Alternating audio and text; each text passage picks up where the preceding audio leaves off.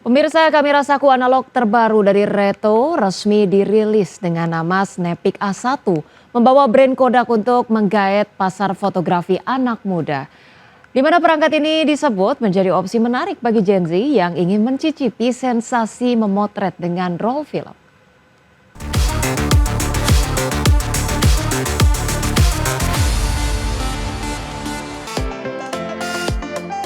Setelah sukses dengan Kodak Camera, Reto kembali membawa nama besar Kodak melalui kamera saku analog terbarunya, Snappic A1.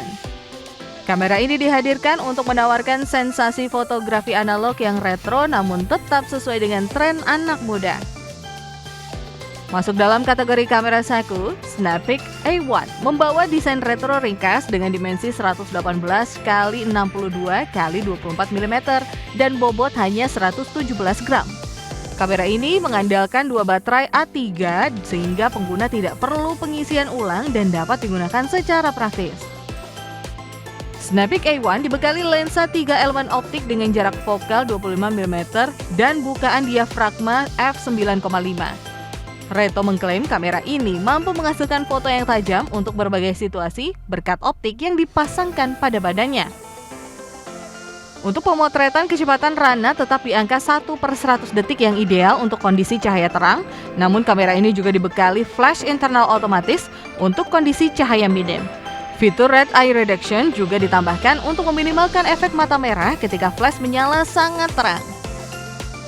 Snappic A1 membawa fitur modern termasuk layar OLED untuk menampilkan PT AirAsia Indonesia Tbk atau CMPP menyiapkan penguatan operasional untuk menghadapi lonjakan perjalanan pada periode Natal dan Tahun Baru 2025. Perusahaan menyediakan lebih dari 434.000 kursi penerbangan dan menambah kapasitas di sejumlah rute dengan permintaan tinggi. PT AirAsia Indonesia Tbk atau CMPP menyiapkan penguatan operasional untuk menghadapi lonjakan perjalanan pada periode Natal dan Tahun Baru 2025. AirAsia Indonesia menyediakan lebih dari 434.000 kursi penerbangan untuk periode 18 Desember 2025 hingga 5 Januari 2026. Penambahan kapasitas ini dilakukan guna mengantisipasi lonjakan permintaan penumpang pada musim puncak akhir tahun. Manajemen memastikan upaya ini dilakukan agar mobilitas liburan tetap lancar dan terlayani dengan baik. Perusahaan juga menambah penerbangan pada rute domestik favorit seperti Jakarta Silangit, Jakarta Lampung, dan Jakarta Bali. Selain itu, CMPP memaksimalkan kesiapan armada dengan menargetkan pengoperasian sekitar 24 pesawat saat puncak perjalanan akhir tahun. Langkah ini diharapkan menjaga stabilitas operasional dan meminimalkan potensi gangguan layanan. Adapun di sepanjang 2025, AirAsia Indonesia memperluas jaringan penerbangan dengan membuka 7 rute baru, terdiri dari 3 internasional dan 4 domestik. Ekspansi ini meliputi Denpasar Adelaide, Denpasar Darwin, dan Surabaya Don Mewang untuk rute luar negeri, serta beberapa rute penghubung kota besar di Indonesia. Manajemen juga mendukung program diskon tiket pemerintah sebagai bagian dari upaya meningkatkan konektivitas nasional. Berbagi sumber, iRectional.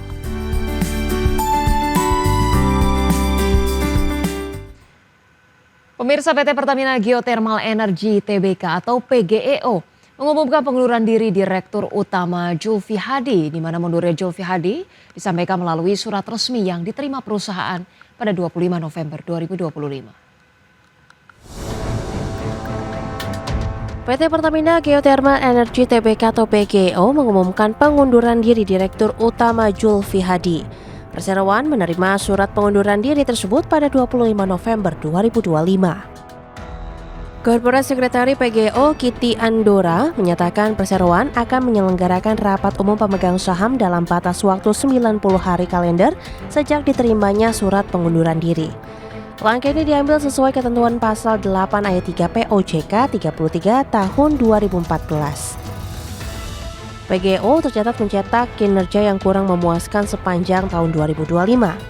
Pendapatan memang naik sebesar 4,20% year on year menjadi 318,86 juta dolar Amerika Serikat, namun laba bersih anjlok 22,18% menjadi 104,26 juta dolar Amerika Serikat. Penurunan laba PGO dipengaruhi oleh kenaikan beban depresiasi hingga 9,61% year on year sebagai dampak beroperasinya PLTP Lumut Balai Unit 2 pada Juni 2025. Di sisi lain, kenaikan beban gaji dan tunjangan sebesar 13,4 juta dolar Amerika Serikat akibat program Management and Employee Stock Option Program juga memberikan tekanan pada kinerja perusahaan. Rugi selisih kurs sebesar 10,22 juta dolar Amerika Serikat akibat penguatan mata uang yen Jepang turut menyebabkan tergerusnya laba PGO. Namun perusahaan mengaku masih dalam level yang wajar dan saat ini fokus melakukan upaya lindung nilai untuk mempertahankan rugi kurs tidak melebihi 10 juta dolar Amerika Serikat. Tim Liputan, IDX Channel. Pemirsa, kinerja PT Summarecon Agung Tbk melemah sepanjang periode Januari hingga September 2025.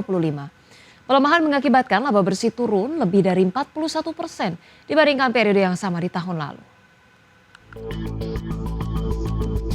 PT Summarecon Agung Tbk, emiten berkode saham SMRA, mengalami penurunan kinerja keuangan sepanjang periode Januari hingga September 2025. Laporan keuangan terbaru menunjukkan kinerja perusahaan berada di bawah ekspektasi pasar dengan level profitabilitas menurun signifikan. SMRA mencatat laba periode berjalan yang dapat diatribusikan kepada pemilik entitas induk sebesar 549,57 miliar rupiah per kuartal 3 2025. Nilai ini menurun 41,39% secara tahunan dari 937,75 miliar rupiah per kuartal 3 2024. Penurunan tersebut menunjukkan adanya pembiaran keuntungan yang terkontraksi di tengah persaingan industri properti. Penurunan laba bersih bersumber dari melemahnya pendapatan neto yang hanya mencapai 6,41 triliun rupiah per September 2025. Angka ini menurun 14,86% year on year dari 7,53 triliun rupiah pada periode yang sama tahun lalu.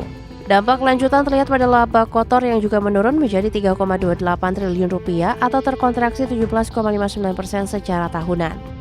Per 30 September 2025, SMRA memiliki total aset sebesar 37,03 triliun rupiah, naik dibandingkan 33,53 triliun rupiah per 31 Desember 2024. Namun total liabilitas juga meningkat menjadi 22,10 triliun rupiah dari 19,70 triliun rupiah, sehingga menunjukkan beban kewajiban yang semakin besar.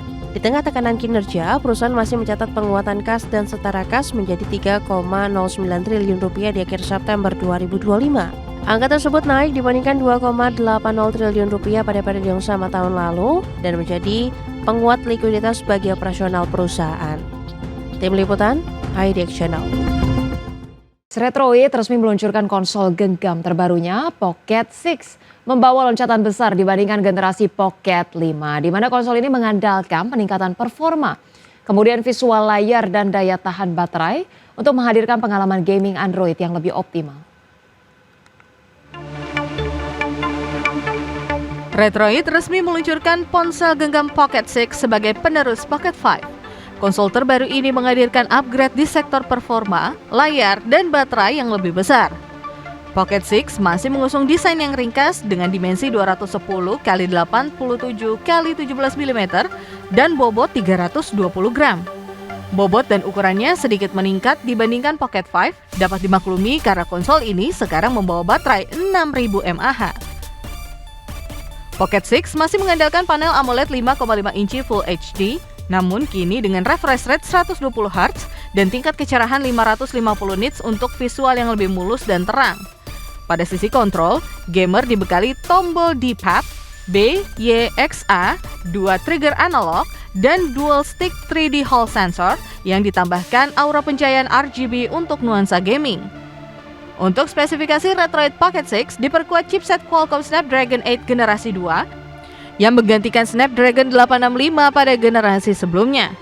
Konsol ini dihadirkan dengan RAM LPDDR-X 8GB atau 12GB dan penyimpanan 128GB atau 256GB, memberikan performa yang lebih kencang dan stabil untuk beragam game Android. Untuk meningkatkan kenyamanan bermain, Retroid menambahkan sistem pendingin aktif dengan kipas, slot microSD, Wi-Fi 7, dan fast charging 27W. Retroid Pocket 6 sudah resmi tersedia di pasar dengan harga mulai $209 Amerika Serikat atau sekitar 3,5 juta rupiah. Berbagai sumber IDX Channel.